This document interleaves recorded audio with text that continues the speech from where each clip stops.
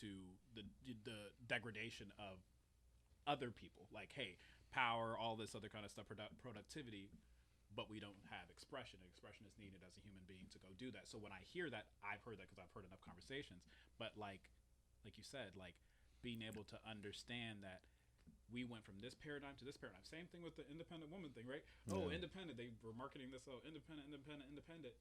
Okay, that was something marketed to go sell products and to deal with an issue that was at hand where we didn't have the number and the level of men that we needed to in a particular place. Now shifting them back to now the soft girl era is like, no. Let's both talk and have a conversation here where we can understand why certain things had to be and where we need to move from here and have grace with each other to be able to move forward. And these ideas, whatever we think of them or not, but just I think we all want good, but we have to be able to give each other grace to not only change, but also to have the conversations about what that looks like. And it's unfortunate. I think we all want good, but I think a lot of times we don't want to say what we've been teaching for so long is wrong. When you're done making your point, I want to ask a question to. Okay. Go ahead. No. Okay. Do you think that there are too many women who are telling men what they should, what a man looks like, or even vice versa? Do you think that there are men out there who are telling women what a woman is supposed to look like? I think that there's too many people telling people what their relationships should look like. Yeah. Because the only people that can really determine that is those people who are in the relationship. And we see throughout times that the relationships that are usually highlighted, the relationships that break societal norms, right? I mean, you can go all the way back to Romeo and Juliet. You know what I'm saying? That's a very highly revered love story, romantic story about a relationship. And you can say whatever, they died at the end. But the power of the story was supposed to be two people who weren't supposed, who society says should not be together, who were willing to do whatever it takes to be together because they thought that was more important than what other people thought, right? And so we have these standards that we've created. This is what a man should do to be able to take on a woman, and this is what a woman should look like to take on a man. But the trajectory of society has changed so much to where these roles that people play now are not the same. So what you may think a relationship may have traditionally looked like is not what a traditional relationship is now. That would be cool though. But like, there's no two people who are the same. Just like there's no two situation. I think that's what he's explaining. Yeah. So it's like people who are saying this is what a man should look like, or this is what a woman or a relationship should look like. It's all wrong because like no situation is the same. You can go through the same thing, but have different outcomes because everybody's different and they deal with things. I was telling somebody last night, right? Say you grow up in a family, your great granddaddy was an engineer, so he influenced your granddad to be an engineer, and he influenced your dad to be an engineer, and so now your dad has influenced you to be an engineer. And usually when all these influence they come, they're telling this is what you need to do to become successful, because that's what they know. Yeah, but that's what they were taught. But who knows what the divine plan for your life is? And it would be ignorant of us to tell us what it takes for an individual to be successful when we at the same time turn around and tell them their uniqueness is what we need them to use as a contribution to society. So if their uniqueness is what we need to use as a contribution to society, it would behoove us to figure out how to tap into their uniqueness versus telling them to fit into some structured societal norm or traditional norm, right? So reality, who are we to tell people what their success is supposed to look like and what their walk or their path or their journey is supposed to look like? And that's what we've done. And that's, I think, why we, especially now, while we're into this battle of ideas and theologies in society, because people have taught us traditionally this is what life is supposed to look like. And reality, who are you to tell us traditionally how to live when you also tell us there's a uniqueness about us. Does that same rule apply to like family-owned businesses, and it's being handed down from one family member to another? It could. So getting back to answering your question is that I think the problem is we place in the conversation. You can have conversations all the time, but emphasis is always there's too much emphasis placed on certain parts of the conversation and not to other elements and aspects that helped us to be successful in times Can you past. go in deeper? In particular, so we always talk about man role, woman role, that kind of stuff. So, and to Marv's point, we don't talk about the divergence, the diverse situations that we find ourselves in terms of like right now, we're going to go into that in our next topic about in order for interest rates, for instance, for us to drop, there's going to be a lot of people who are dropped from their job. So then now the hustle has to be different and the dynamics might look different where homegirl might have to make more money than homeboy because of the situation. Maybe he doesn't have the earning capacity, or maybe he's better with the kids, and we're doing a homeschool situation because it costs less. So there's so many different things. So we need to take into it the uniqueness of the situation on all levels, not just like what God's blessed you with in terms of your personality, but also what your economic situation is or what your network look like. But then the other part of that comes to is the overemphasis on man role, woman role, starting to talk about the role of a network. Because, like, let's be real, the reason why a lot of societies have certain marriages last a long time is because it's not the man and the woman only, it's the circle that they have. It's that, hey, I have my mom and all these people over here encouraging me and supporting, but if I don't have that, then you might need to have that, because most marriages that I know that last, they either started really early, really late, and they have a good network and circle around them. And I literally, in all these conversations we have all across Instagram and Al Gore's internet, no one ever talks about that. No one ever talks about those aspects. Like the uniqueness they don't talk about of the situation, and how, like, hey, if your homeboy's got a felony, then he's not going to be making that bag, and you might be the dopest dude that ever came across the face of this earth, but he might only be making $35,000 a year, and you guys have to acclimate because your life will be 10 times better with him than it would be with somebody who is a higher earner. But you have to augment your situation because the uniqueness of his situation or her situation, vice versa. And then I'm talking about making sure that you have people around you who are feeding goodness into you, and you not keep on following the algorithm that's on the internet telling you that he needs to be like this in order for him to be a good man, or she needs to be like this in order for them to be a good woman, when it's like, no, you guys are emphasizing these two perspectives when there are other things that need to be talked about in our relationship. Or this is what you have to do to have a strong relationship. Like, I mean, we've gotten to this point, and like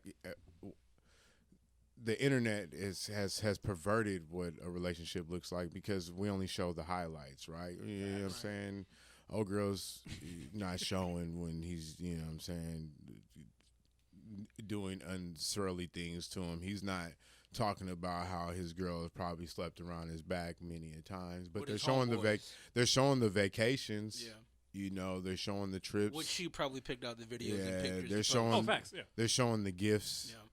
Yeah. They show all that, right? And so we have I try to talk to people all the time when I talk to them on personal levels, like understanding the conscious and the subconscious, right?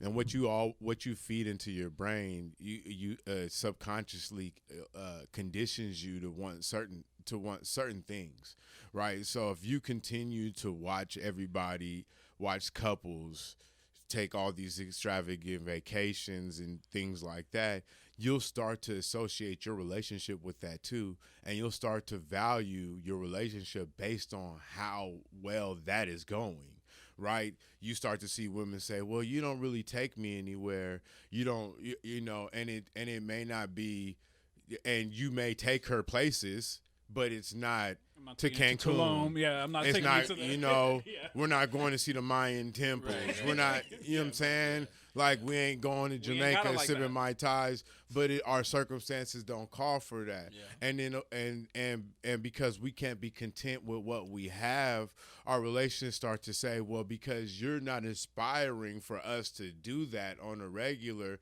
you're not in my league. And that's what we start to see on both sides. And because it's not just a woman thing, it's not just a men thing, it's on both sides. It's a human thing, You know what I'm saying? And so we start to compare ourselves and say, because this is what this person's relationship looks like and they look happy, this is how mine should be. And that's not the reality of life. You know what I'm saying? Yeah. The reality, how do you work as a team? You know what I'm saying? Do you guys get things done? Are you struggling that bad? Right. And you're going to go through hard times. The thing is the best value relationships have put in times. A lot of times we look at the finished value of 30-year marriages and 40-year marriages and say, I want to be like that one day. But they don't understand that there was one day where they wanted to string each other's necks, where there was weeks where they probably didn't talk to each other. Yeah. Didn't even like each other. I don't like how he snore. I don't like how I love you, but I don't even like you right now. Yeah. You want them shoes, but you can't fit them. And that's where we're at right now in society, is where social media has perverted life to where we are comparing ourselves to what we see on the screen, which is, versus to our reality in life. Yeah. We are sacrificing the better things in life to get what we think are the better things in life. We think the vacations are the better things in life. We think being in these places give us value.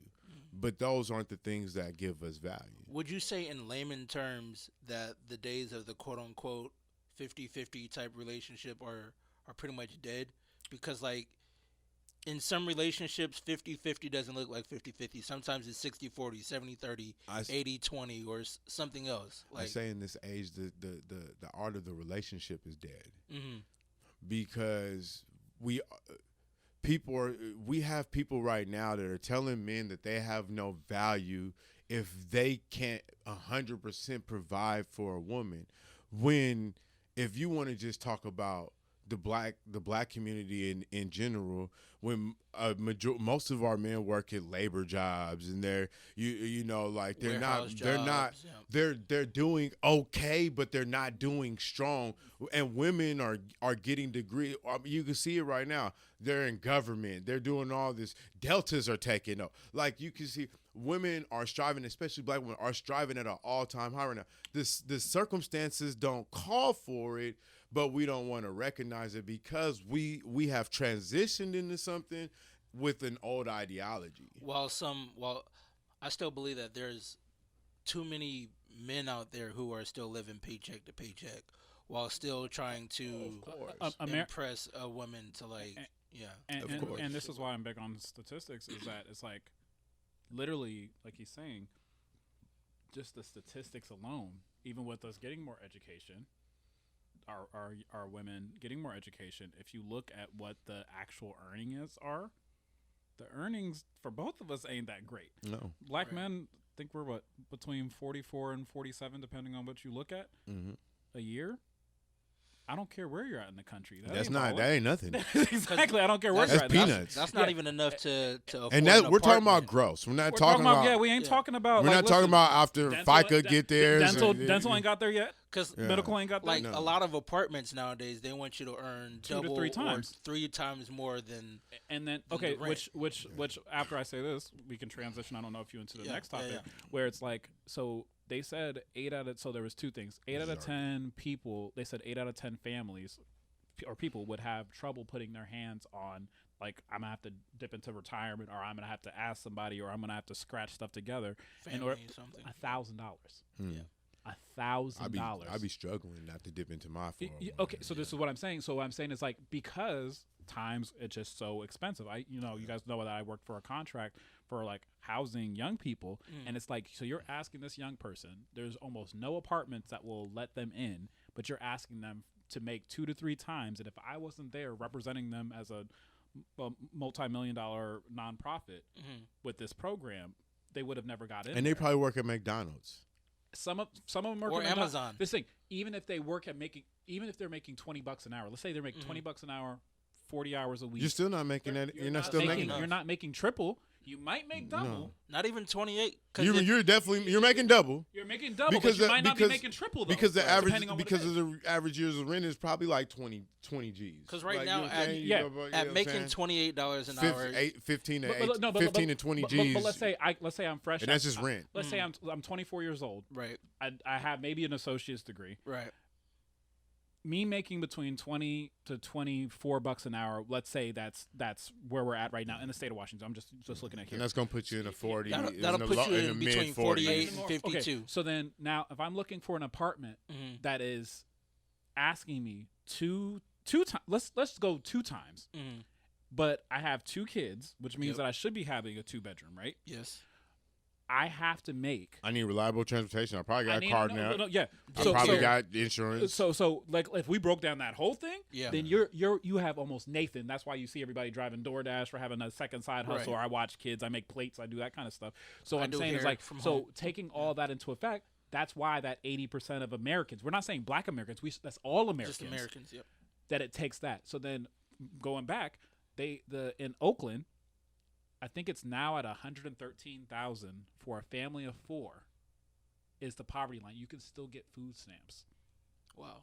With 4 people in Oakland. And then now let's even take it back even further than that. It was a YouTuber. He did a thing. It went viral. He said, I make $130,000 a year, but he started breaking it down. But I still live paycheck to paycheck. And when he broke it down, because people think they hear because they hear 130,000. Oh, that's crazy. But once you start making more than 100, you getting taxed. Yeah. So even I was explaining to my brother. I said, if you make 100, you see 72. Yeah. Because you get taxed. You get taxed. Yeah. And, heavily. Yeah. So heavily. So you see 72, and then, hey, I deserve that. I work hard. I'm gonna get that car. Yeah. I'm gonna get this, and I'm gonna get that. So your life don't look a lot different than homeboy who's making 50,000. No. Right. Car is slightly nicer. You might go out to slightly nicer restaurants, but to be honest, your situation doesn't look too much different. And then homegirls over here listening to people saying, "Oh, homeboy got to make $300,000, so I ain't got to work and I can have 2 kids." I'm like, that doesn't even line up. Right. It doesn't exist right now. There's a very There's a very small less group than 1%, especially if you want to date a Black man. Yeah. Who 1 in 3 of us go to jail or prison at some point. But so I'll let you transition to the other thing. But it's like I said, we need to start being real about what our situation is, the truth. Yeah. About what our situation is, and start realizing that how do we take that into account as we try to find companionship and as we try to work together to build a legacy, because it just isn't going to look like this thing that you see on TV. That's just not real. Yeah. Thank you guys for tuning in to the Black Pew Crew podcast, where we're diving into a couple different subjects. First subject up, Seattle is going into in between $4 and $8 billion unhoused situation. First question right off the bat, is it worth it in the Seattle area? So, giving people some of the background. So, Regional Homelessness Authority, which they made a coalition because things are so expensive, and the West Coast, the Northwest, and especially the West Coast has became a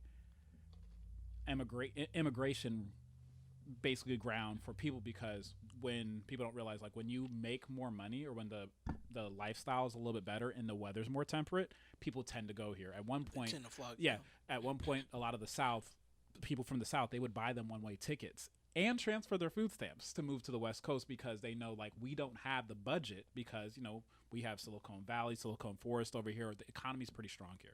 So a lot of people go over here, and the weather's better. You're in Minnesota in the middle of the winter, you're an icicle. Yeah. Over here, you might be able to thug it out, and they have a lot of nonprofits, and there's a lot of money floating around. So what happened was, when COVID happened and everything else like that, Seattle's already kind of expensive, and the King County, Pierce County is expensive. So what they did was they had the Regional Homelessness Authority. They said that they asked for $8.4 billion. 8.4 billion. With a B. Billion is 1,000 millions. I asked for Yes. 8.4 of those. And then on top of that, in the future, might ask for as much as another $3.7 billion. And so with that being the case, they're doing that because I can tell you here in Pierce County, I get 20 to 30 phone calls when I was working at my height talking about, I need housing, I need housing, I need housing. And the average apartment here in Pierce County, this ain't even King County, because you already know King County, they probably up like $100. Here's like 16, 15 to 16. 15 to 16. $100 a month, which you have to make double or triple times, right, in order to even get into that place, which means that you would have to be making. And that's a studio. That's one bedrooms. My less average than 720 square feet. Yeah, so my one bedrooms were averaging roughly $1,500 here. So though things are going slightly down, we have a good economy. They're not going down that much. They're either stagnating or they're whatever. Right. So, and we're talking sometimes in the hood. Yeah. One bedroom, $1,500. Two bedrooms, you already know we going up. 18 to 20. You're talking, between 17 to depending on where you're at. And you can't have this, you can't have that, you can't have felonies, all that kind of stuff. So, mind you, all that, which people have. Yeah. So the $8.4 billion, the crazy part about it is it's probably needed. And the reason why I say it's probably needed is that you have to build more units. You have to build units that are especially suited for people who have these situations, because once you get an eviction, you got to wait usually like 5 years before that piece falls off, or you're going to have some organization. You're going to have vouchers for people or increase programs for people to be able to advocate for people who need housing. Seattle actually has gotten rid of the criminal background check. Seattle, the city itself, because a lot of people couldn't get into apartments because a lot of the screening companies, when they see certain things, they already, you can't do it. They have companies. There's a company called Housing Connector. Yeah. Housing Connector is a company that actually helps out with that. So in the lieu of this, there have been new agencies who've came out because they realize the homelessness issue is so tough, and it's getting ridiculous. So my question is, what do they do to help out the working class homeless? The working class homeless, what they're doing, one of the 8.4 billion is creating particular programs that incentivize. So for instance, like, remember Section 8? Yeah. Okay. So now they have programs that aren't necessarily Section 8, but what they'll do is that you can still work, but I'm going to give you, it'll be like a housing voucher that in this particular area, we can subsidize your rent because we know that you can't come off the bench and get into this apartment. So we'll help you get into the apartment, stay there for a year or two. You can keep this voucher for 2 years to help. Hopefully by the time the voucher is over, you're making enough money, or you've done. So programs is probably, let's say, about half of that. The other half of that is probably going to be actually making tax credit properties where they can only go up in rent so much, and you like have affordable housing. Yeah, but it's truly affordable housing, because sometimes people say affordable housing is like, I don't know who can afford this. Right. Because at one point they had, like, I remember there's a spot up in Federal Way that it was kind of like a rent control thing. Like, once you got in there, it was a lot of places in the area have it to where if you make X amount of money, then you're cut off from being able to live in that area. Yeah, so I believe it's like at like 50,000. Yeah, but if you also make a certain amount of money, they keep your rent at this level, and it doesn't change. Yeah. So they have to do that because we all know that the wages. So a lot of the 8.4 billion was. Some of it's for capacity, like actually building buildings or incentivizing investors, or like tax credit. That's exactly what tax credit is. But what I'm saying, why I say the working homeless is because we've gotten to this point to where, like, how you're talking about these prices, right? To where there's somebody who can make $50,000 a year, $60,000 a year, and still not be able to afford. And they qualify. That's like, we're getting to the point where they. In times past, they couldn't qualify. But now things have gotten so bad where that's why they're asking for the 8.4. Is that they're like. And that's in King. People don't realize this. We're talking King County. This is a county. Yeah. This ain't a state. Yeah. This ain't nothing else like that. This is a county. Yeah. They're doing that because they're like, at the rates we're seeing homelessness go. So I'll give an example. I'll give you this. There's at a point to where it was like, you can go to DHHS. Yeah. And if you want a woman without a job with kids. Yeah. Or you want a man that was disabled. Yeah. There was no placing for you, no way, no matter if you were contributing to society. And I think the problem depends on who you go through. Because at my last job, I was working as an office coordinator for a behavioral health company, right? And their job was to help either recently behavioral health patients or recently incarcerated people to be able to, like, once they get out. They have places like Rise or hear what I'm saying. But hear what I'm saying. Hear what I'm saying right now. All those are tax funded programs, right? Yeah. So there's people out here that are taxpaying citizens that are contributing to society, which at one point what they make would they could be able to afford to pay a mortgage on a house, have a car note, pay insurance. And live a comfortable life in this country. Now, they are struggling, living in cars, doing all these things, and they have good jobs. Like, we're not talking about what we're used not, to be a good job at one point. We're not talking about just people who are at McDonald's saying, how may I take your order? We're talking about people I've been who here 10, 12 years. who work busting my good behind. jobs, and make decent wages. Yeah. That when you would think, when 10 years ago, 15 years ago, and they would tell you that was the wage they make, you would say, man, that's decent money. Yeah. So now it's kibbles and bits. So that 8.4 is going towards that because they realize, because I have quite a few clients who are like, Cameron, if I didn't find you, I would be in a room for rent with my kids. And I work 40 hours a week. So that's why they're asking, because people are like, why is it so much? Why is it so much? It's like, no, it's for that reason. Because if I'm in Seattle and I'm trying to get a 2-bedroom and it's $2,200 a month, I can't even qualify on $50,000, $60,000 a year.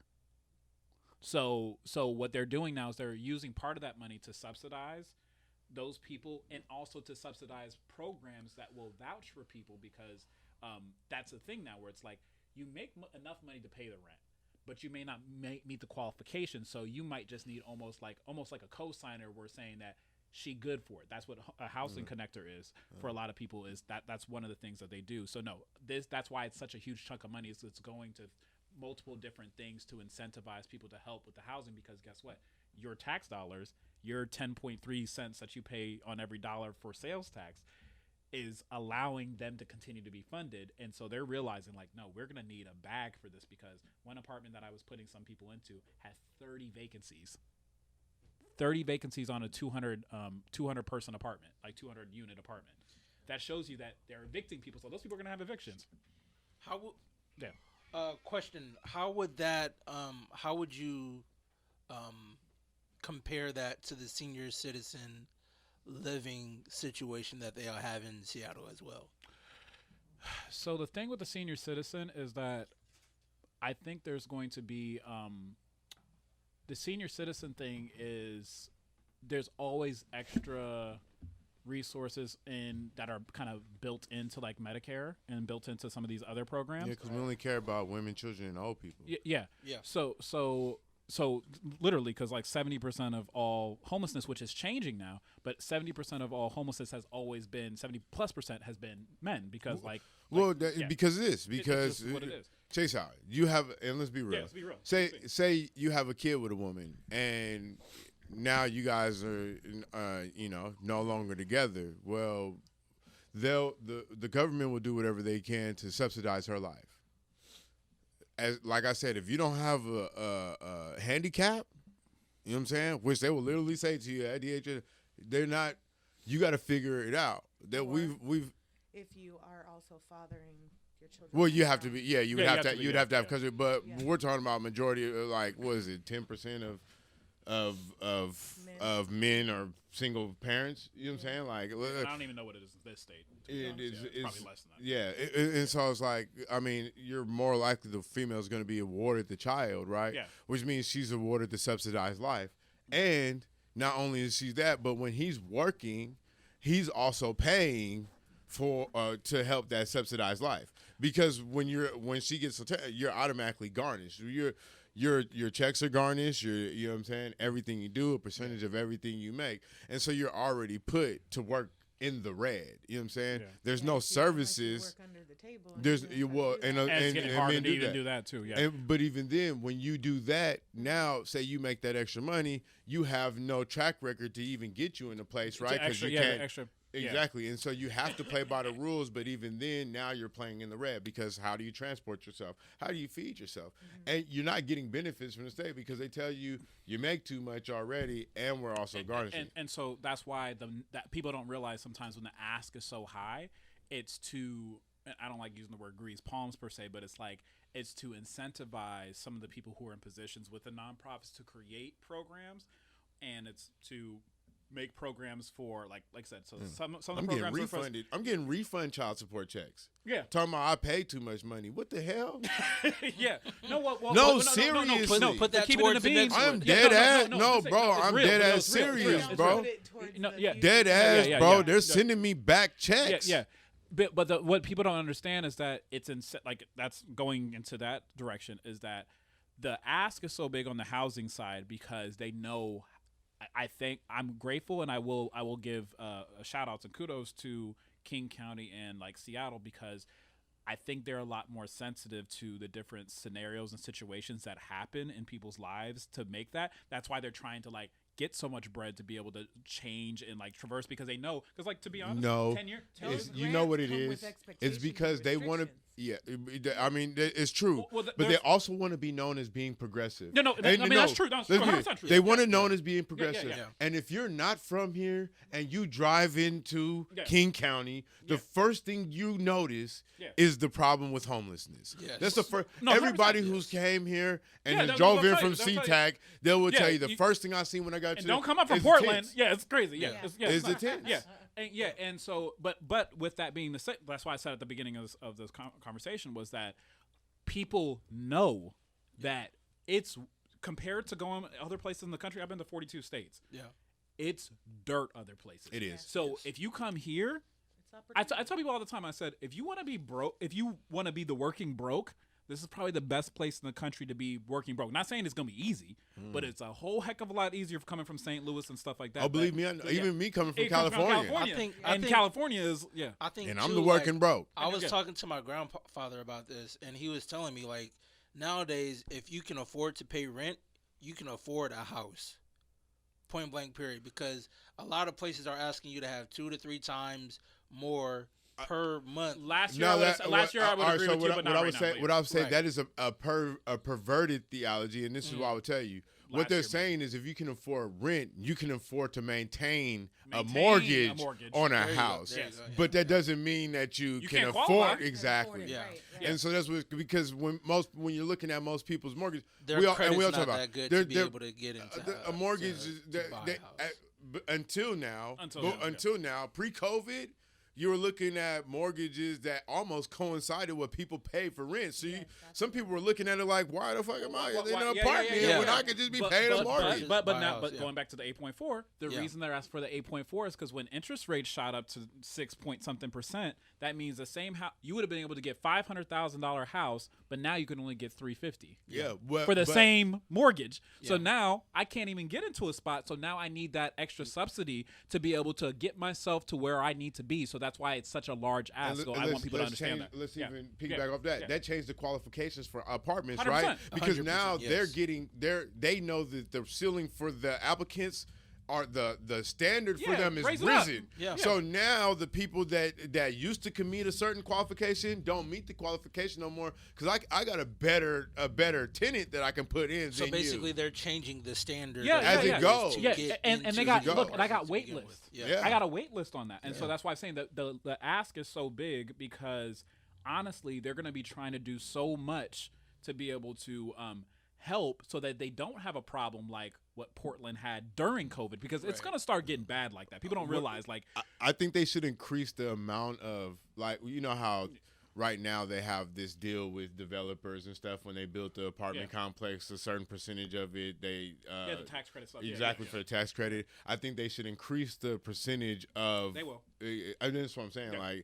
It only makes sense. You increase the percentage of that'll help subsidize it, especially with the working class. Because I think a lot of times we focus on the have-nots, and I'm not saying that that's not right. I'm not saying that that's wrong. You know what I'm saying? That's something that we should do.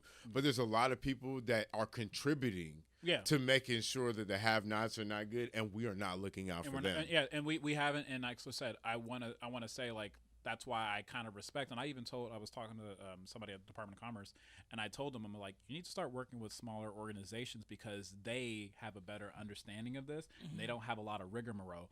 They can do that. So that's why I'm personally like starting up my nonprofit. That's why I was like, let me go start my nonprofit so that I can help get these programs. Like, cause like I had a program that like it was like dang near $400,000 to be able to just deal with these, just 20-something young people. Yeah.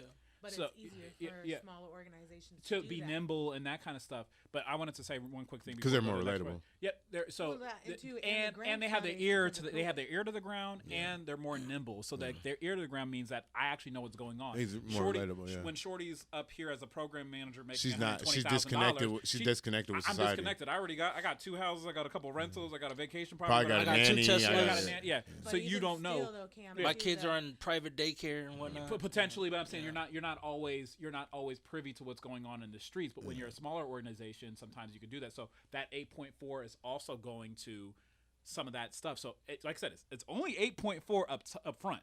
It's still close to $4 billion that they're going to ask for possibly in the back for King County. Right. It's a lot of bread. So So that's why all I'm in all, telling it's y'all, if worth y'all it. into housing or into that kind of stuff. But real quick, I wanted to point on something that Marv had talked about was that people need to also understand, and this is more so on the relational dynamic side. Okay. And also just how the society kind of interacts with sometimes, people say systemic racism or systemic issues.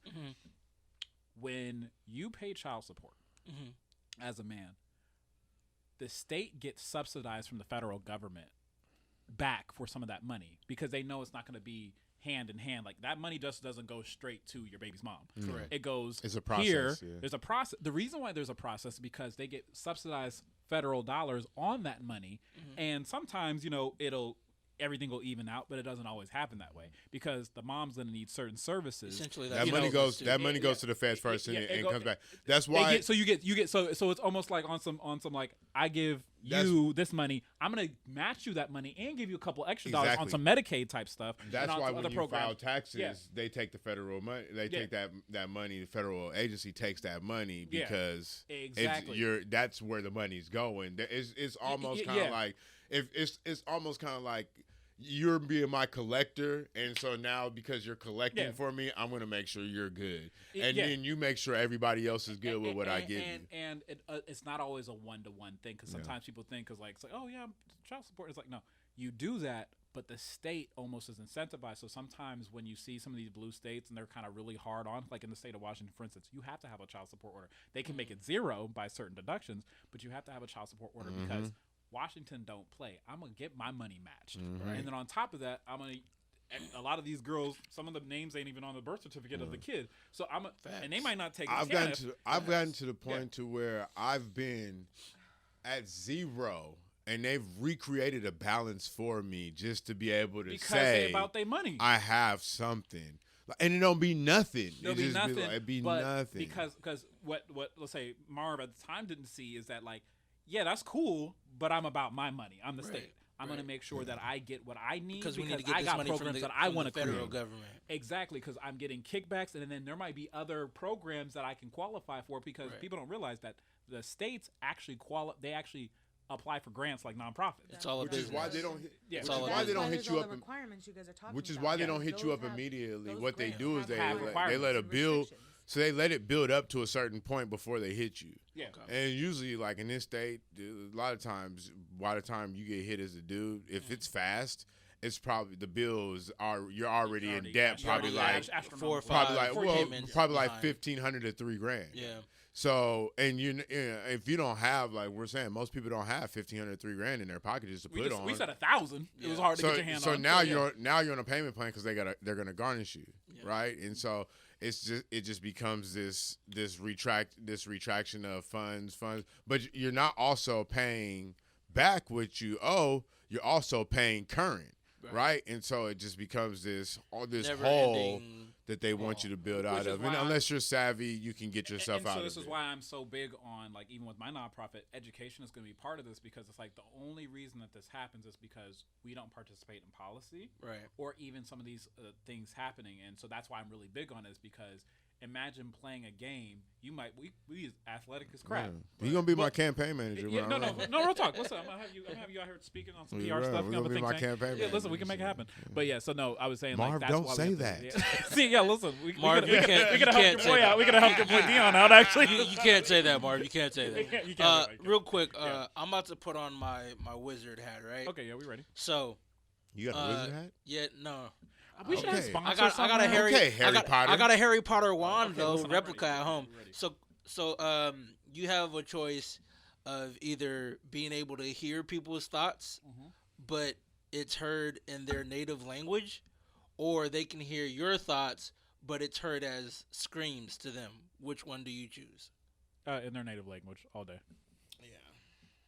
Yeah. I would love because I can understand certain things, so it'd be nice.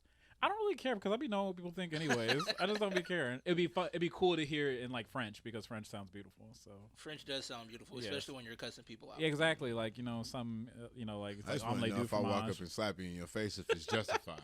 Yeah, no. Well, what about if you hear it and it's like in Spanish you don't understand it and you still like I know what you meant when you said that. So I'm gonna go to my Google Translator. Or if they're speaking in Spanish to you, right? Yeah.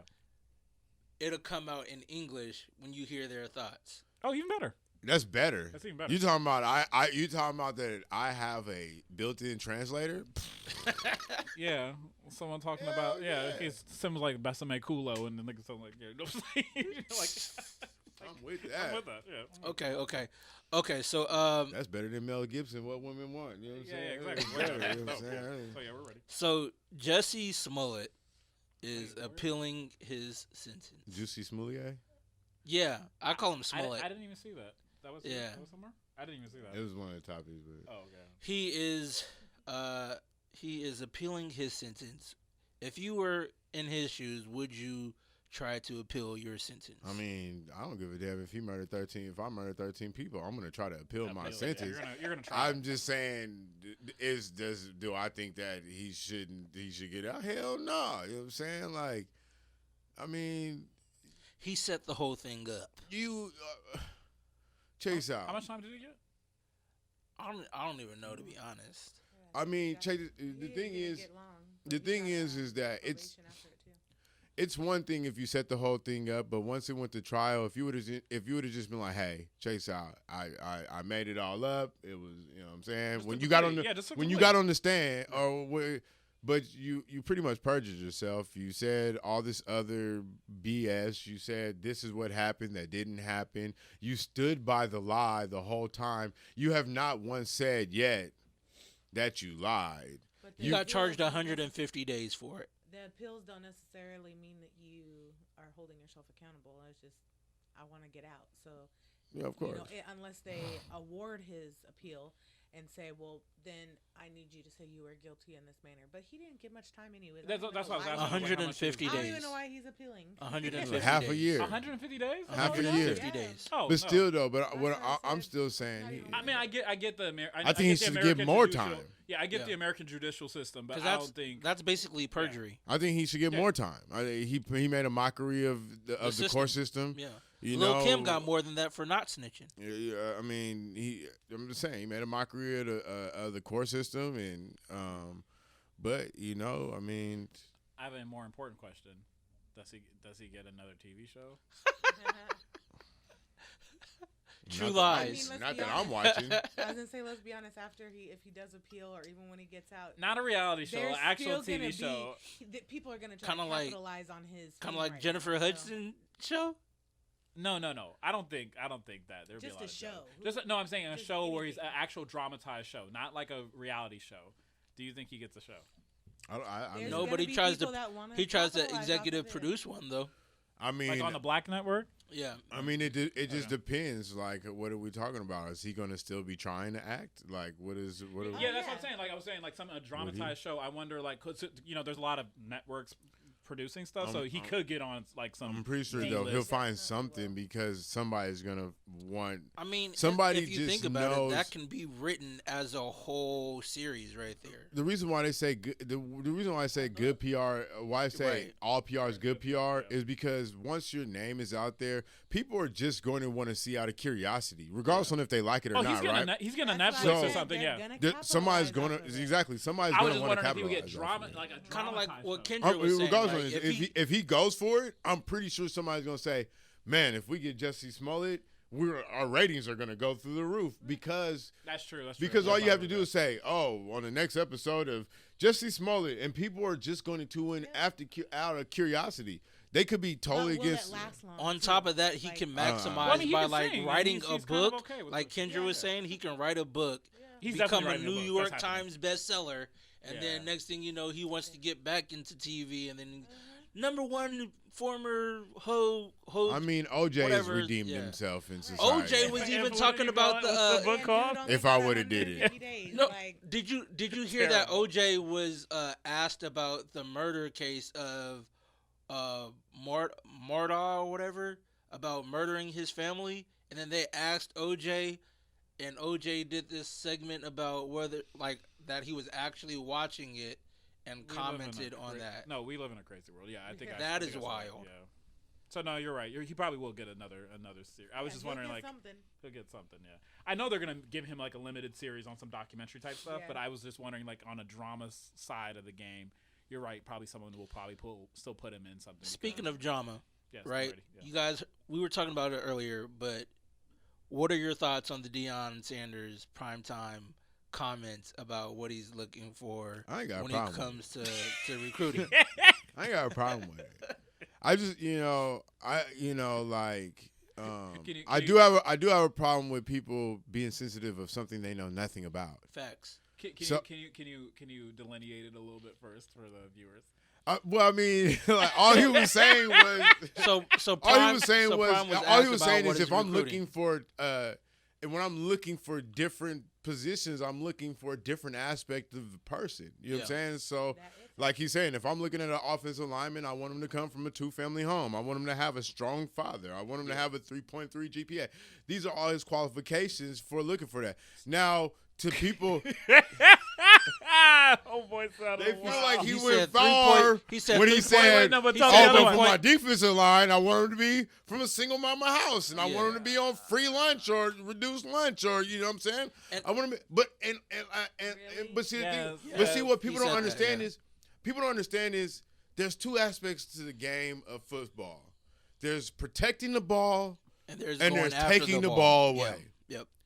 And in order to protect the ball, there's a certain mindset that you Need have leadership, to have. Team Leadership, player. protection. Yeah. You know what I'm saying? Loyal. Provision. Yeah. You know what I'm saying? Yeah. Like, so you have to be able to understand those things. You have to be savvy. Now, we're not saying that to play on defense, you got to be dumb. That's not Right. what we're saying. Right.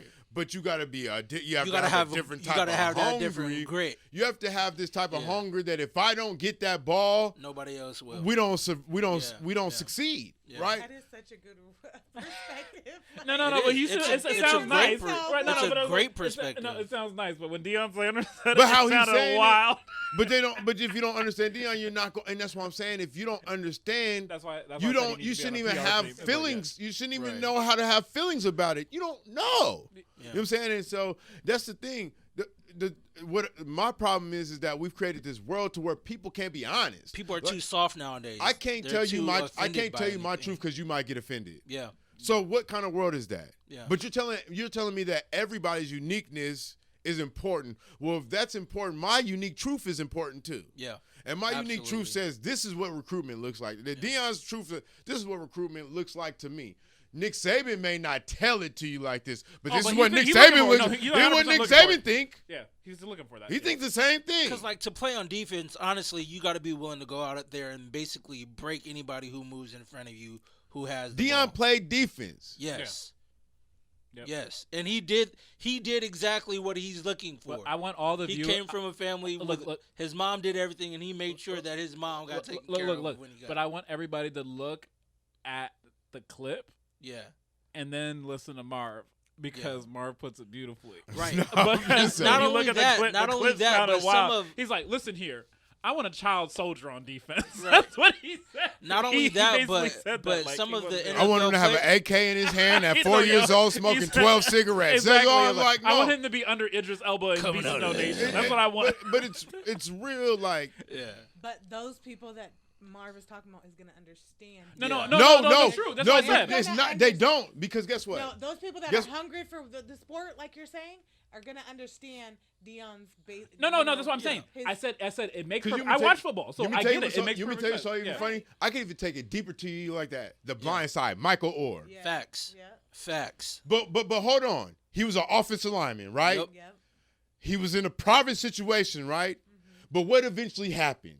He eventually integrated himself into a 2-family home that taught him provision. He understood protection. He understood all that. So what happened? Leadership, He all knew. of that. That's why it was called The Blind Side. Yeah. He had a sense of protection about him because he came from that environment. Yes. So it wasn't about his hunger was to protect and to provide. It wasn't to get the ball. It was to make sure the person behind him was good because he came from an environment that a person made sure he was good. Yes. Right? So I want to flip that, because as you see how strategic people are about things that make people money, that things that are like so integral to our society and even the marketing and the advertising machine that we call America, they get that deep. Like you said, it was called The Blind Side. People who don't understand football don't understand. That's how usually the left tackle. A left tackle is the blind side blocker. Okay, Yeah. but I'm Or saying right-handed if you don't- quarterback. Right-handed quarterback. But Exactly. if you didn't really think about that and everything that went into that, or what happens when these kids get recruited, You think about it. Oh, it was just a blind side of it was a life. blind This side of life. this Yeah, kid exactly. ran into No, hard times, and he was so blinded by it. now- And this white now, lady that do you- came out in there. Do you understand that? Like when we were talking about relationships earlier, I don't know if the cameras were on, but when we were talking about relationships, it's that deep. Yeah. We talk about football like this because it make people money, but it's that deep when we even get to relationships that it should be that we're so strategic about the situation that we incur for ourselves because we're incurring legacy. And I just loved how when Deion said that, I understood it perfectly because I understand football. I understand how they broke down capitalism. Like when they started making like Ford, when they made the whole like assembly line and stuff like that, they were trying to get times down because they knew as far as that we have a certain profit margin, and if we don't move fast enough, we're not going to go hit our numbers. We ain't going to make it. And though people were like, oh, I don't agree with it and all this other kind of stuff, they became who they became because how they played. Yeah. And so I understood Deion, but the clip sounds wild because if you don't understand how people look at football, that's why I said I love the analogy that he made when he talked about blindside. I think it made more news. I think it made more news because like some former NFL players were feeling some type of way about it, like DeMarcus Spears, who's an analyst, who's always on ESPN now. Yeah. He was feeling some type of way about it. He was like, yo, he didn't even know what was going on when he was getting drafted. Because that's the thing. Yeah. Some of these people didn't have some. So you have to think about it. Some of these people became successful. Yeah, and they got like this, but they don't understand the ins and out of what went into recruiting them. Yeah. They don't know why. They don't know why somebody like Nick Saban or whatever showed up at their house for them to play defense. But Nick they don't Saban know does. Why. Some of these dudes played multiple positions. Yep. They didn't just play the one position, but when the recruiter showed up at their house, he knew what he was looking for when he got you. But you don't know that because he didn't even share those details with you. You should be playing thinking quarterback, and why did I get put at wide receiver? You should be thinking. You should be thanking Deion for giving you an insight of what people are looking for when they're looking at recruitment. Because a lot of times we get shut out from that. We don't know what these white folks talk about because see in their rooms, that's what they say. Yeah. They say that in their rooms, saying when we need this defensive, we need to recruit for defense. All right, so we're gonna go look for these dudes. This is the makeup I want of them. This is what I want their lives to look like. And they know everything about these players before they go meet them. They're not just going to meet some random dude. It's strategic, and I wish we got a short view because Deion is Deion. He's Showtime, whatever. But it's a stereotype. It's a cookie cutter of what you want for. It's like understanding. It's not a stereotype. It's a I want to know what your I need to know what your mental makeup is. Right. And usually in these dynamics, your mental makeup. That's why I say a stereotype, but stereotype could have possibly been the wrong word. I want to know how you're conditioned. I want to know how your mind is conditioned. And I want to know if you're a protector, provider, or if I want to know if you're hungry to get after it. If you're going to go get it. Are you a hustler? Are you a grinder? You might be on defense. And I'm going to give you a better word. It's called demographic. Yeah. There we go. So the word demographic literally speaks to that the proclivity of people in a particular situation with particular variables are going to produce certain things. Exactly. This game of capitalism, of all this other kind of stuff that we play. So this game that we play, capitalism and all this kind of stuff, it's very much what it is. I remember one time telling my brother, we were talking about something, and I basically told him, because he's like, yo, Cameron, why don't you do certain things? And I said, And I gave him an answer that wasn't what he thought it was going to be. I said, the reason why I don't deal with certain people at certain levels is because the power dynamic that exists between us. And he was like, he sat back and he thought. And I said, yeah, because if I play a game with you and you already have privilege, I have more of a likelihood of losing because I played the game knowing the rules. Yes. So when you play the game knowing the rules, you tend to be more successful. That's the reason why I don't be out here like stressed like other people, is because like I know the rules. Yeah. This is why it's so important for us just in every aspect of life of understanding the rules and understanding what's being required of us so that we can be more successful. That's why it says as far as the knowledge of the holy is understanding. I keep that scripture in my mind is like the people, the only thing that sets you apart, we all got 2 arms and 2 legs and all that other kind of stuff. The only thing that sets us apart from other individuals is how much we understand.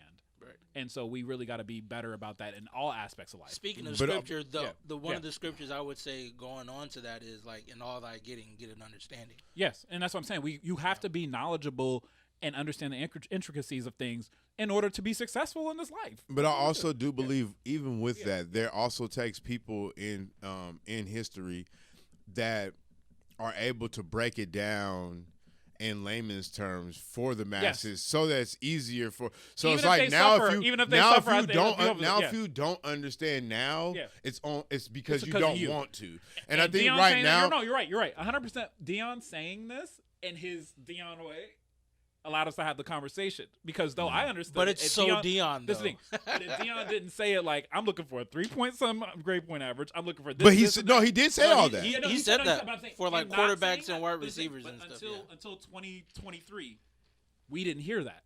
No. And so him saying that now created a conversation that though myself and Marv and Kendra and certain people may have known, other people wouldn't even have been thinking about that. Oh, they really put that much thought I think- into Yes, that? because there was another dynamic of this Yeah. too.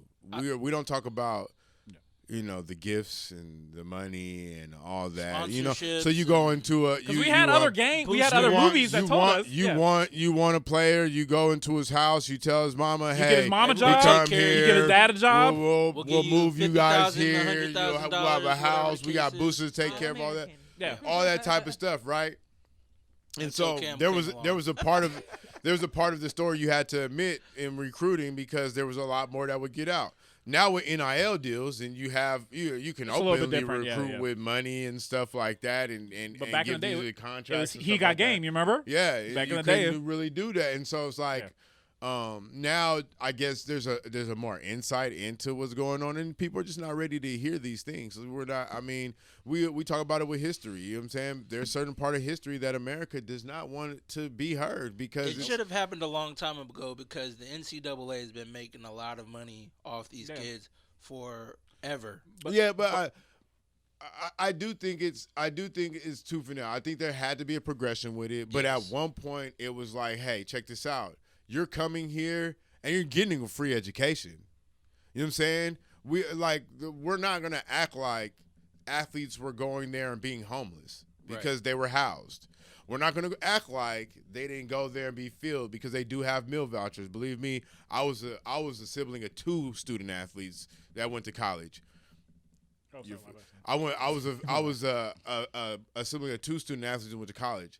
The thing is that now there's a certain lifestyle of being a star athlete that people want to live in. You want to have nice clothes and you want to have a car and you want to drive places and you want this extra money, and that's where the beef got into. I think that this is also a pathway. If you're using athletics as a pathway to become a professional, why should, and this is just my belief, why should money be the incentivizing method in your collegiate career? Because why is the next stage even beneficial to you if you're getting paid to play college basketball? The next stage there's no impact where you water down the quality of the product when there's no desire to necessarily make it there because that's why you get paid so much at that level. It's because of all you sacrifice from a kid to high school to college unpaid to be able to make it there and be called a professional. I think you too, can't. There's a lot of other places where you go as internships. You're on a collegiate level and you're working on merit, and you don't necessarily get the accolades or the benefits of it until you become a professional. I think it got competitive. I think that's the only reason that money entered in, is that it got so competitive where it's like, I don't want to lose him to them. So what happened? Not only that, but the NCAA wasn't making as much money off of them anymore. Once they stopped, because I always used to look forward to playing NCAA football or NCAA basketball on the PlayStation, whatever game systems. But once they started cutting those out, that's when the NCAA started making more off of these people. And then they were like, wait, if you're already selling my face and everything like that and my name on a game, how come I can't make any money? But they weren't, because if you know the actual rules of collegiates, they were never able to sell the kid's likeness or image. Yeah. So when you were playing these games, you were playing with the idea of this school. The only image and likeness that was being sold was the image and likeness of the school. You can't tell me any of those collegiate games where you've seen any of those collegiate students' names on there. It was always a number. It was always number 11, number 20. They never put their names on it. But the thing is that, and this is where I do understand, is that now these schools were heavily profiting off of athletics, right? And so what's the incentive? Football was always making more for the school than basketball. But what's now the perk of making your school nationally recognized or a powerhouse now, or to have as much resources as they have? And so I think that was the conversation. Yeah, but I think going back to the competitive aspect of it is that, like, if I'm a kid, I'm at Louisiana State University, and somebody at Alabama, I got dark money coming in, so which is like, I got this person going to get a job, I might get kickbacks, I might get to drive a Corvette, or even better, Greece is calling me, and I got a guaranteed $20,000 a month bag that's coming out of there. It started getting so competitive. I don't even think they wanted to do it. I think it was just kind of like, it was getting bad. The product was getting bad. You know why? Because schools were getting caught and they were starting to get sanctioned. Well, no, that was happening too. That was happening too, because the bag had to get bigger. Now boosters are scared. They can't help the school. Yeah. Because not only that, but powerhouse named schools were paying lower end schools money basically to get an L. Yeah. Well, I mean, it was a lot of stuff going on. It was really. I can't wait till they make the documentary where it really goes into it, because it was like there was a lot of crap. Put it like this: you look at USC when they were at the height. You got Reggie Bush and Matt Leinart and all those guys, Troy right? Polamalu, all those guys, right? And then you start to find out the real story. You see Reggie Bush ain't even have grades to play some of the time. Not some of the time, most of the time. You know wasn't going to classes. He loses his Heisman. Off of they're finding out that they're giving money and all that, right? Public and so high what happened? schools paying for people to go to private institutions, like but what he showed on the field. But what happened? Now you get sanctioned, right? So you get your recruiting is cut off. You don't get the scholarships that you can't get. You can't recruit from bowling, certain star athletes, all that type of stuff right now. So the boosters can't even really help, right? You can't. They're not going to give you state of the art equipment and all that. Why? Because you're not even competitive now. You can't even get good talent, right? And so now they can't help with the NIL deals. Now they can say, guess what? I'm a partner in Coke. So guess what? Now I can get you an endorsement. Now you're a spokesperson of Pepsi, but you're a freshman in college, and I'll sign you for $2 million, which is why now you're starting to see high school kids and college kids now in commercials.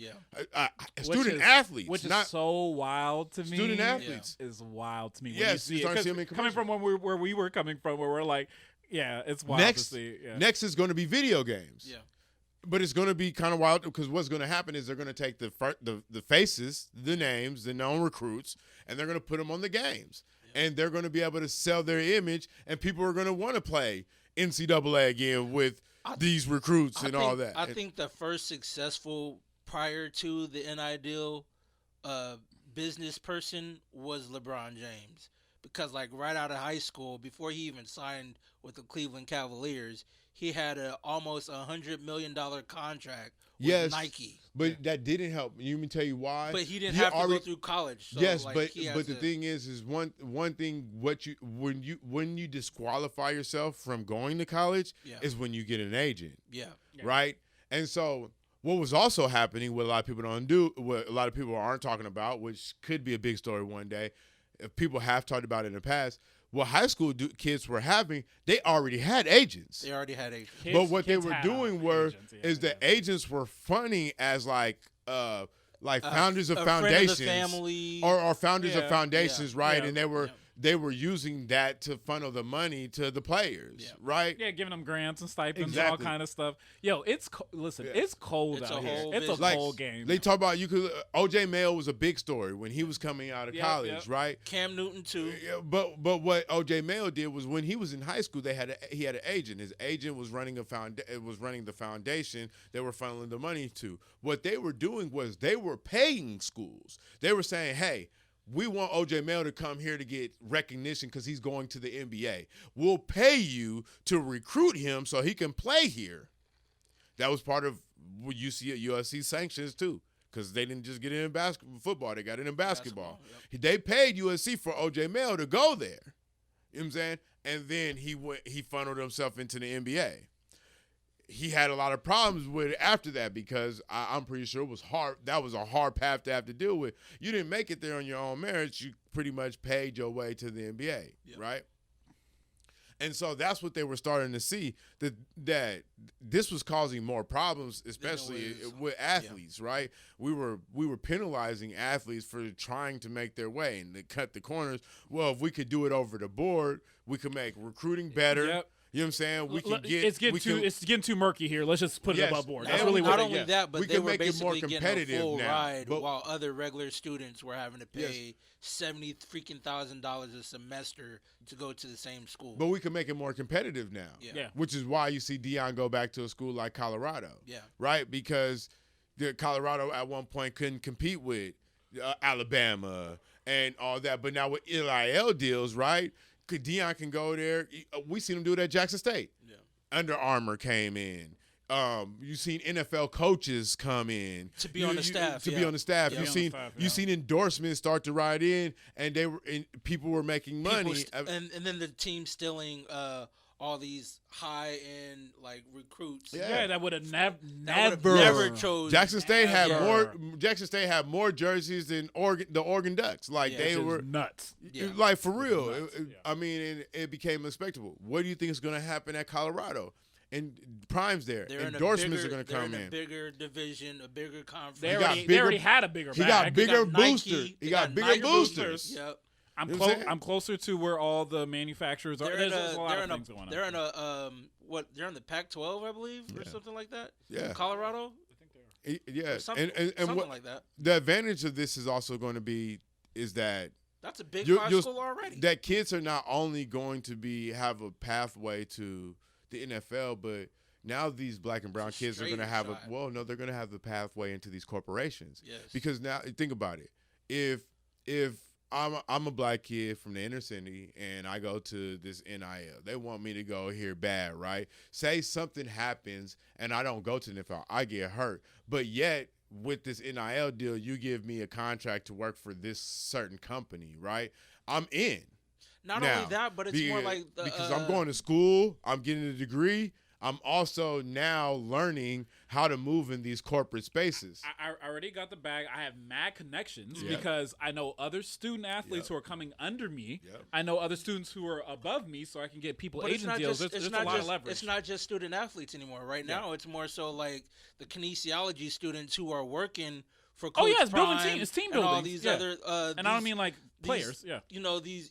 I don't know all the specific names for like the water boys. I'm not trying to disrespect them. Yeah, no, but no. But like they're all getting certain type of deals because they know Coach Prime, and Coach Prime can put in a word of acknowledgement for the local teams, for any team in Colorado or any of. Ponte Ice Pop Radio from Spotify. All right, cool. That's what's up. Okay. But they're getting all these other acknowledgments. to MPB from Spotify. Wow. That's But they're getting all this acknowledgement from all these other people who they would have not have had a chance to do that if it wasn't for Coach Prime coming to the school and being as big as he is as a name. Like, just being prime time alone. If you're working on the staff or you're working for any other teams, even if it's not football, you're going to get more recognition because of Coach Prime coming to that school. And I think we focus too much on what people say and not what they do. Yeah. Right? He's doing a lot of work. He is. You know what I'm saying? Even when he was at Jackson State, yeah, like, he was killing. Yeah, you want him to be a conversationalist, thesaurus savant. That's you. But in reality, what is his results? You know what I'm saying? He's coming in and taking care of these kids. We know that there's been a systemic problem with PWIs and all that already. And if you want to go deeper into D&I with diversity and equity inclusion and all that, the funds that they get to house black athletes and black students and students of color, we can go into that, right? But when you have a person who is coming in and breaking down that structure and doing something good with it, that I think that's more of what the problem that people are having, and they're trying to find a way to say Deion is wrong because everything that he's doing is been good. I don't think nobody thought when Prime walked away from sports that he would become a coach. Right. I don't think we don't really have this idea of great athletes being we don't have this idea of great athletes being great coaches or being, able to do structure things in a certain way.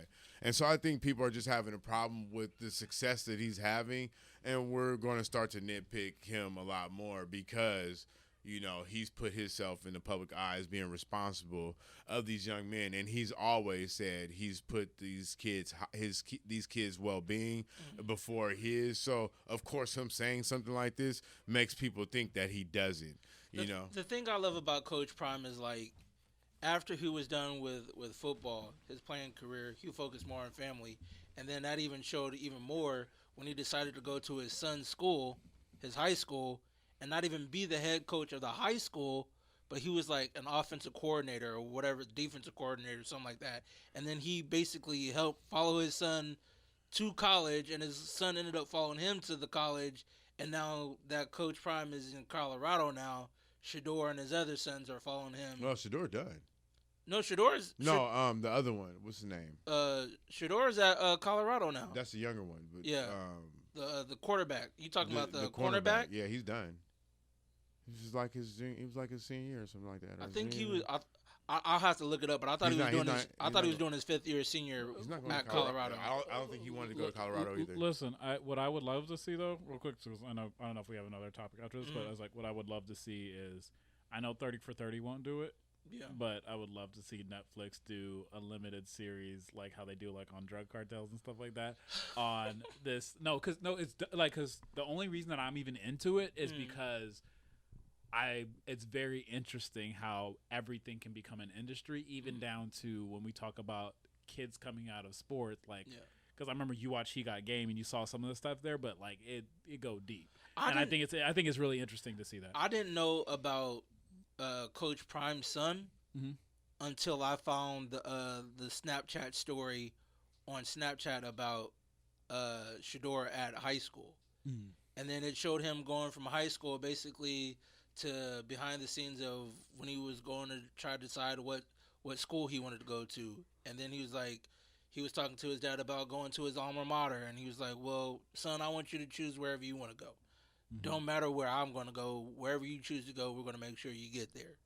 And then, like, I love that whole dynamic about, like, even with Coach Prime not coaching and then coming up to coaching and then bringing his son and other people along and teaching them, like, more about life rather than the game of football is like why a lot of people are starting to believe in Coach Prime if they weren't already believing in him. Yeah. There is one more topic, but I don't know too much about it. It's the Grant. It says, is Grant Cordone wrong for how he markets attracts to black people? Do you want to give a background? Well, you want to give a background? man, You want me to do it? I'll do it. he's wild, bro. He's a wild boy. So like Okay, he starts talking like from what I've heard and seen is that like the way he talks to He code switches.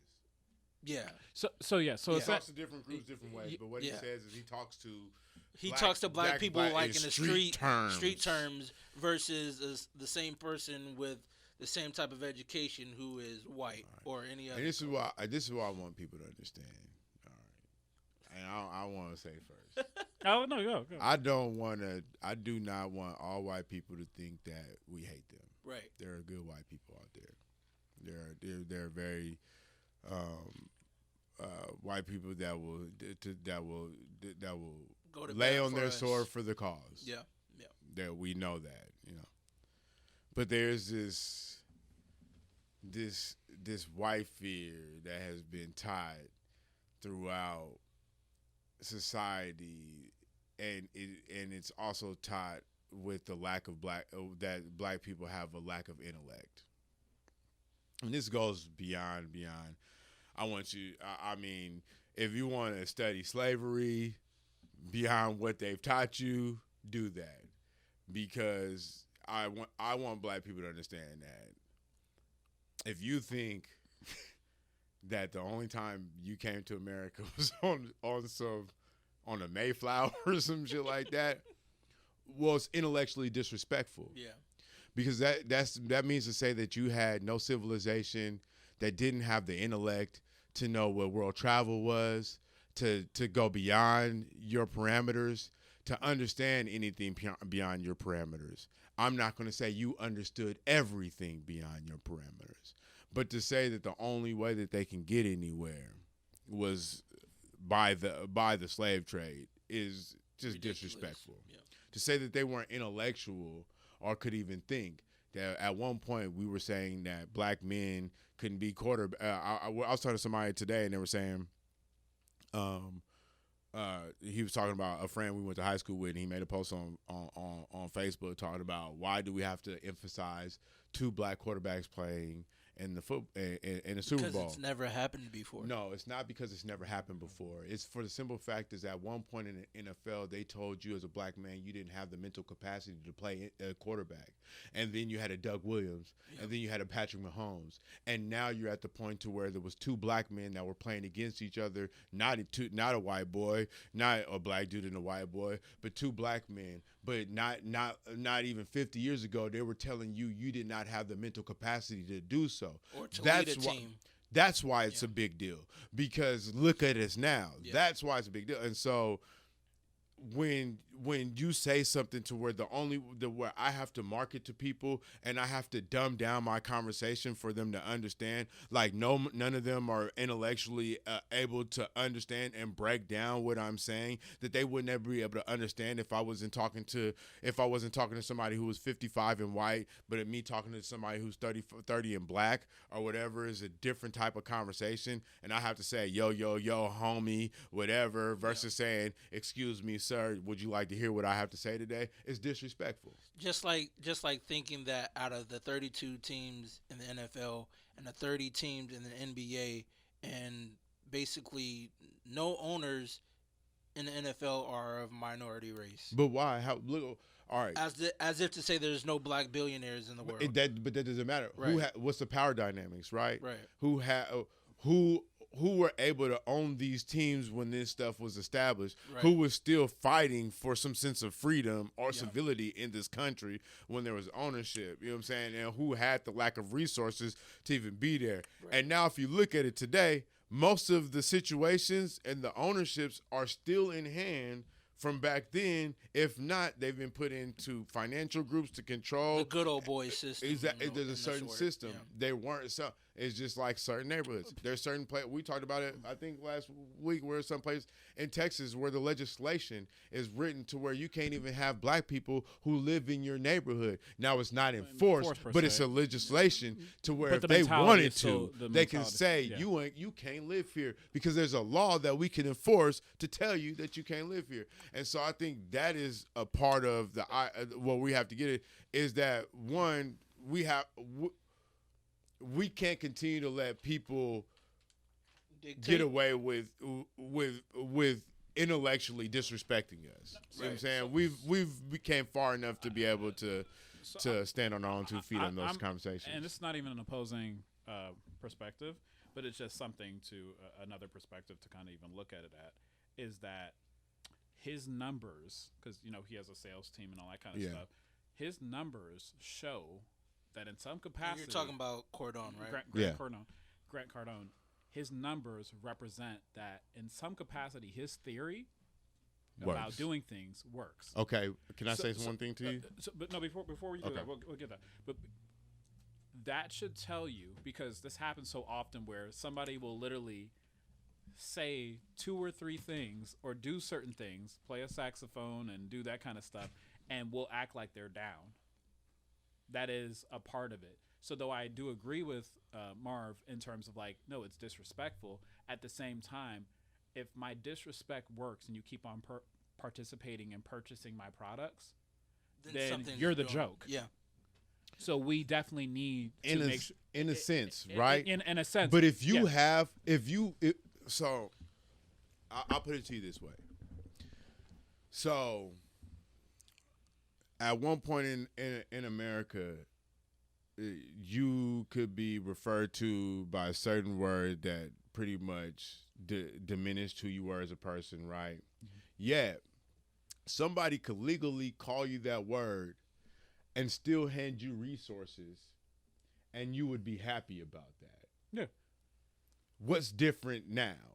Because see, the thing is he's giving you the information, he's handing you resources, but he's calling you a nigga while he's doing it. Mm-hmm. So the thing is where we're at in society is that we do want to live a better life, and we are counting on the people right now who hoard the resources to play a part in giving us a better life, and we probably don't feel that we're at liberty to correct the person with the resources, because if we do, we create tension, and that takes away from the resources. Because right now, the only reason his numbers might improve is because of the friction of his name in the news. But if we were telling him before this, hey, partner, what's wrong with you? Who the fuck you think you talking to? Yada, yada, yada, yada. I'm pretty sure his tactics may have changed, not in how he approached, but who he did approach.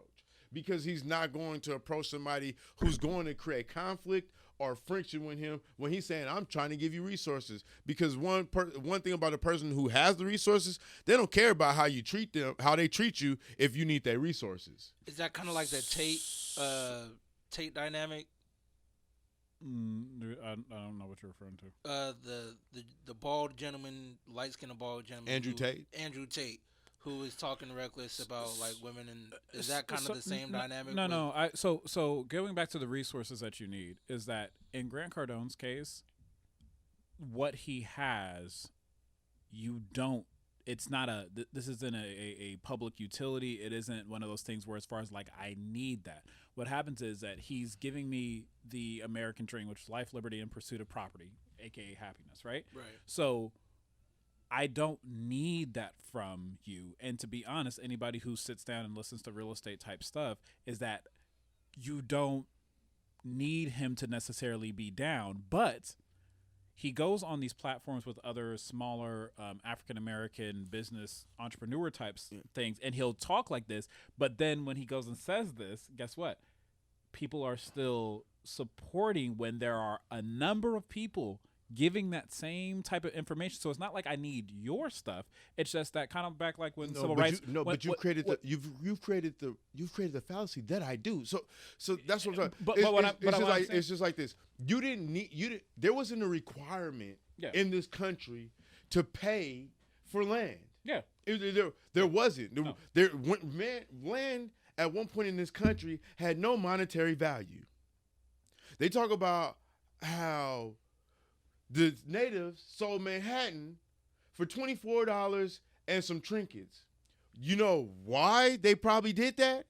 Because when somebody came to them and said, guess what?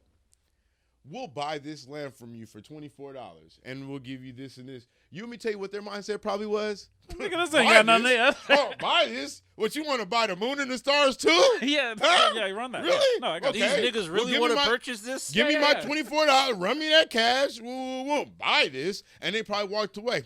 They think they own that. Yeah, until you start doing some stuff on it. But yeah. And so, yeah. so what I'm saying is, it's the same mindset of saying that you don't have something that is needed, but you have created this fallacy of high demand that it is necessary. So people are, and it's creating results regardless on how you're talking to But people. Grant didn't even It's create because- that. I'm gonna. I'll put it. Kevin Samuels. Some people feel the way that they feel about Kevin Samuels, but I'll tell you one thing: he was creating results. People know that he was creating results, regardless on how he gave it. He didn't talk to some people didn't feel he talked the right way, but the resources that he had to improving some people's lifestyles, we seen results. So I don't have to. The thing is, when you hoard results, I don't have to like how you treat me if I want that. That's the mindset that I agree. That's the mindset that's agree. created, and that's what I'm saying. That's what he does. But that's what I'm saying, and that's why I said it wasn't in opposition. It was this, that when civil rights happened, nobody ever talks about the story. Remember, I say sometimes people talk about two aspects of things, but there were other perspectives and other things that were happening along the way. Right. When civil rights happened, many, I don't have the actual numbers right now, but like I know at one point it was like 250 or 350 bus services that were primarily servicing blacks, because white people didn't get on our buses like that. But we got on their buses, and we would get on our buses. Right. Shut down. Many restaurants shut down. Because guess what? White ice is colder, because they always taught us that.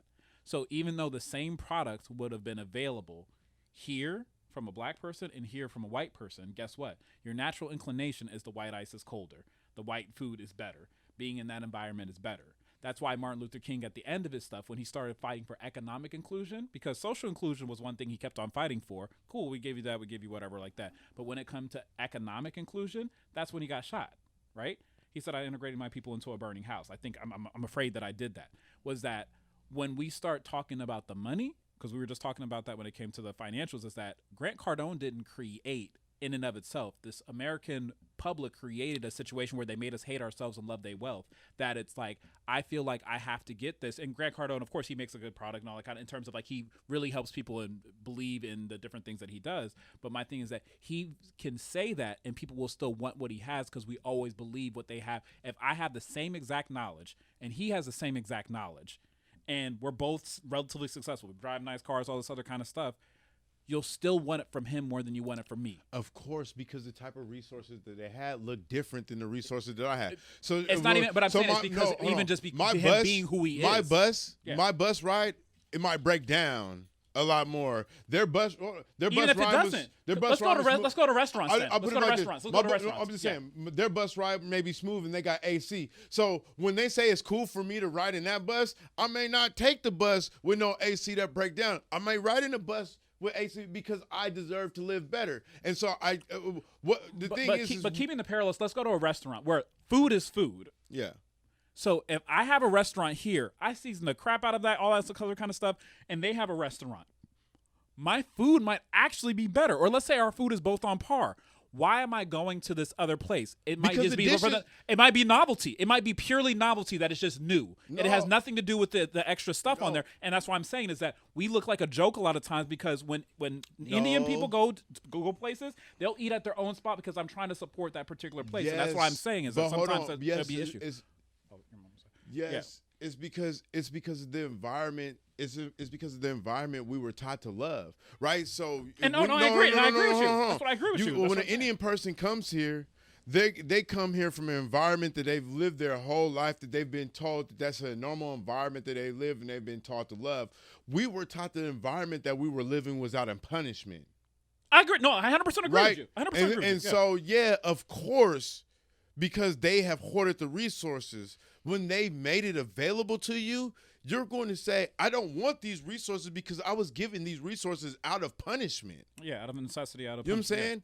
You know what I'm saying? If we'll take it to a child. If one child gets a recycled remote control car, and one child gets a bought brand new one, right? And one kid is playing with the recycled one, and it keeps breaking. The battery keeps dying. And then one day they say, hey, you can play with the brand new one. What is he going to do? Is he going to keep playing with the broken one? He's probably going to pick the brand new one to play with because he wants to know what it's like to have something that's reliable, because we were living in a sense of unreliability from the resources that we were given. And the thing is that I'm not even saying a difference in quality. I said quality being the same. Sometimes we go over to something else because of novelty, and we don't return back. And that was the issue. But see, I don't think that's where I respectfully disagree, because I do believe it was quality. Because I'll put it to you like this: when we look at civil rights, right, and we look at, they say this was the whites only water fountain, and this was the colored water fountain. What was the difference? It was the quality. The water looked better. The fountain was clean. Over here, people had defecated in it. They had urined on it. You know what I'm saying? They did all these unspeakable things to it. So this was the resources that we were given out of punishment. We were taught and conditioned to hate this over here, because this over here looked better than everything that we ever had. So what you started to see was this evolution of the black person in America, where they were being punished for living like white people. When you had a nice suit and you drove a nice car, because the punishment of being black in America was living nasty, was living unhumane. So yes, of course, when their resources became allocated to us, we're going to say, I want that, because I'm not going to be drinking out of a pissy and shitty water fountain. I'm not going to be riding in a urine smell, probably smell like smoke, because they caught it on fire, because they're not going to do it to their own resources. I want that. And as a human, just as a human thing, not black, white, or indifferent, is that yes, if there's improved quality, you're always going to go to the place of improved quality. But there were a lot of instances where when you conflate things, right, where it's like the quality in a lot of situations and scenarios. If I'm going down to that street and you're going down to that street, and we both had buses and they were both maintained and done well, because all 250 buses weren't raggedy, ran down, all that kind of stuff. So that's what I'm saying. It's like, so what I'm saying in terms of the conflation is that, no, when I went to that white establishment, they made it their business to make sure that black water fountain was crappy. But then there were a lot of times where we had similar quality, but because there was novelty, I now get to do something, because that happens all the time. That it's like, if there's something new, even in relationships, we look at that. That's a new dude. He got all the same parts that the old dude got, or this girl over here, but I've been with this girl, so I'm going to go over to the new girl. So what I'm saying is that a lot of times African Americans, like I said, they made us, and it's conditioned even down, like we talked about the blind side. It's like, it's even conditioned down to this part where it's like, we know that they're going to love doing something new. So yeah, we'll integrate socially, and now they're going to want to come over here. It actually benefited them. A lot of stuff comes down to money. And so that's why I say I agree with you in your perspective, but I'm saying the added perspective was that a lot of times we will abandon for novelty and never appreciate what we came with. And I respectfully disagree, because I do believe that black success was always met by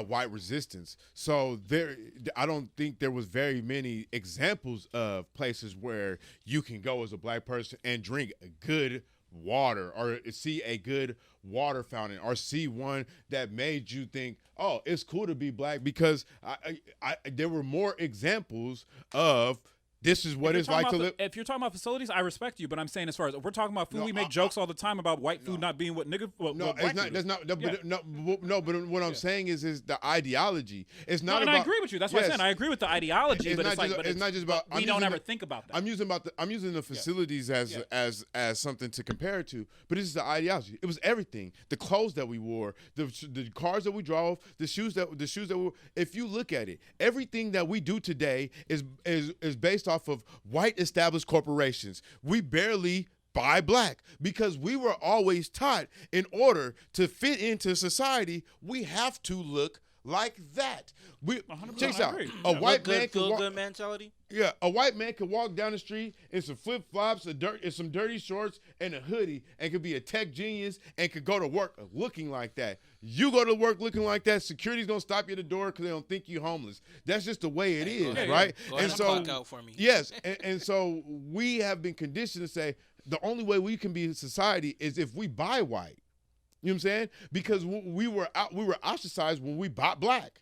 We weren't able to be in these certain rooms. You go to a corporation wearing a dashiki and try to get into I'm being real though, because No, what I we're get talking it. I about, was just and that's looking what for I'm the thing, saying though. but, That's why it's a problem, because regardless of what you're saying, there's still an ideology that doesn't support what you're saying. It doesn't support us supporting black, because once we go into these other rooms, they don't support it. They want to say that they do, but they don't.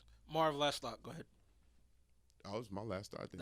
No. Go ahead. So like I said, that's why I said it's not an opposing view, but it was the Yeah. perspective is that like I hear you. it's literally like, and this is the part that gets me sometimes, where it's like we have a lot of people doing small businesses and stuff like that, and business should be based upon the quality that you provide with Right. somebody. We're now in a position where 9 times out of 10 we can provide, because like I said, the internet has made things a lot open to us. So like if I'm a wholesaler, last time. if I'm a wholesaler, if I buy something wholesale, it's going to be relatively close in product. So if the quality, I can meet that quality a lot of times, then I'm going to go with my own. And the reason why I'm going with my own is not because I have anything against anybody else, is that I know that we're not in the same economic position just by nature of us starting behind as other individuals.